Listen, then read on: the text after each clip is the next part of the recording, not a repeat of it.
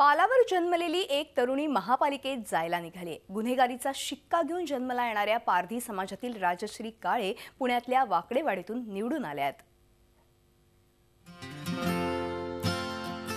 राजश्री ज्ञानेश्वर काळे मूळच्या सोलापूरच्या, जन्म पारधी वस्तीवर।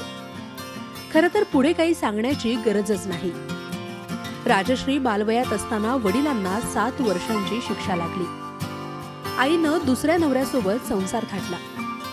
भावाच्या आधारानं मोठी झालेल्या राजश्रीचा संपूर्ण जीवन प्रवास संघर्षमय आहे।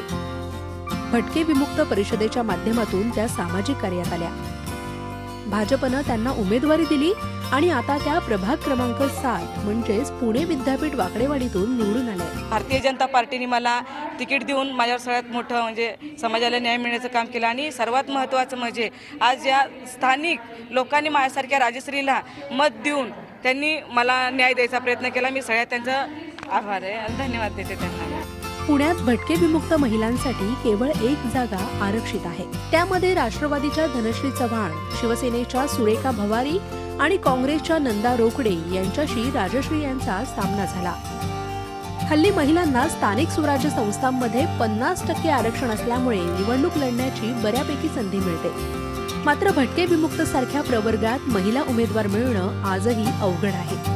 अशा परिस्थितीत महापालिका निवडणुकीत निवडून येणाऱ्या राजश्री पहिला उमेदवार असाव्यात। आता त्यांच्याकडून चांगल्या अपेक्षा आहेत। अरुण मेहत्रेसह bureau report, Zee media, Pune. Zee 24 तास रहा एक पाऊल पुढे।